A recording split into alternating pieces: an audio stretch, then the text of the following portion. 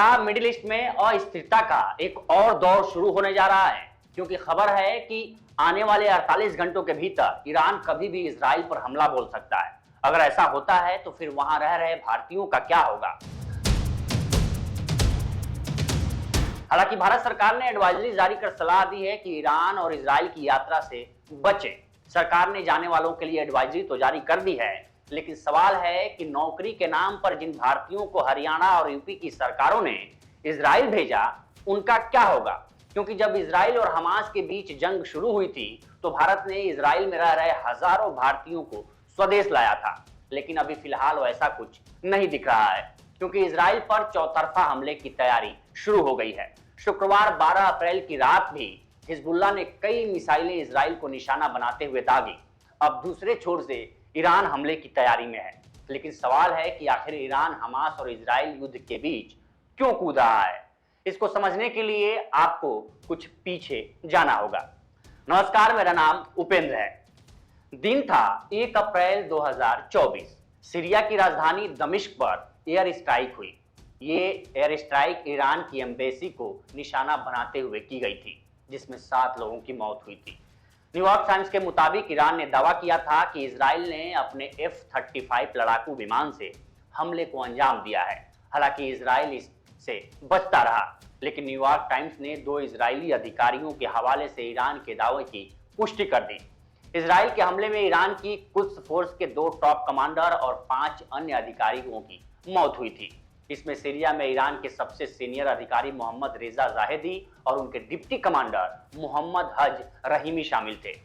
इस हमले के बाद ईरान के विदेश मंत्रालय के प्रवक्ता ने कहा था कि हमारे पास इन हमलों का जवाब देने का पूरा अधिकार है। ये कब और कैसे होगा, इसे हम खुद तय करेंगे। इसके बाद से ही माना जा रहा है कि ईरान इजराइल के खिलाफ कभी भी हल्ला बोल सकता है। इसी कड़ी में 6 अप्रैल को ईरान ने अमेरिका को चेतावनी दी थी कि वो इजराइल और उसके मसले के बीच न आए, नहीं तो इसके परिणाम गंभीर होंगे। ईरानी राष्ट्रपति के deputy chief of staff Mohammad Jamshidi ने अमेरिका को चेताते हुए कहा था कि इजराइल पीएम बेंजामिन नेतन्याहू के जाल में न फंसे। अगर आप चाहते हैं कि हमले में आपको नुकसान न हो तो मामले से दूर रहें। जमशेदी के बयान पर अमेरिका का जवाब भी आया था। अमेरिका ने कहा था कि उनके ठिकानों पर हमले नहीं होने चाहिए।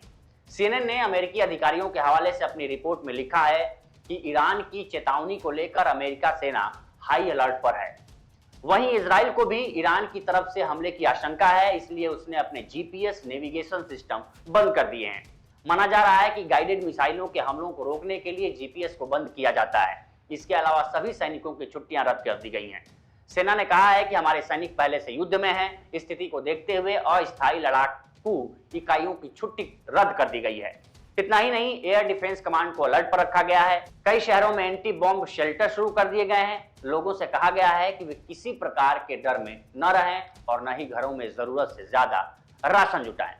जानकारों का मानना है कि इसमें कोई दो राय नहीं है कि हमास के सहारे ईरान इजराइल के खिलाफ प्रॉक्सी वार छेड़े हुए है। यही वजह रही कि इजराइल ने सीरिया में एयर स्ट्राइक के जरिए ईरान को यह मैसेज देना चाहा कि अगर वह हमास और हिजबुल्लाह जैसे आतंकी संगठनों की मदद करता रहा तो उसके ठिकानों को निशाना बनाया जाएगा।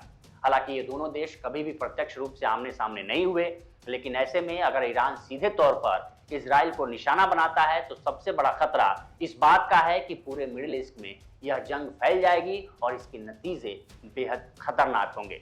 वहीं कुछ जानकारों का मानना है कि इजराइल ने हमास पर जल्दबाजी में हमला बोल दिया था। पहले उसे अपने बंधकों को छुड़ाना चाहिए था और दुनिया का ध्यान केंद्रित करना चाहिए था, लेकिन उसने जल्दबाजी में हमला कर वहां के लोगों का भी समर्थन खो दिया और दुनिया के कुछ देशों का भी। इजराइल ये नहीं भांप पाया कि हमास ने पूरे गाजा में सुरंगों का जाल बिछा रखा है, जिन्हें नेस्तनाबूद करना जल्दबाजी का काम नहीं है। ऐसे में अब अमेरिका की जो बाइडेन सरकार को भी इसकी आलोचना झेलनी पड़ रही है। फिलहाल इस स्टोरी में इतना ही। बाकी देश दुनिया की तमाम खबरों के लिए बने रहिए लोकमत हिंदी के साथ। नमस्कार।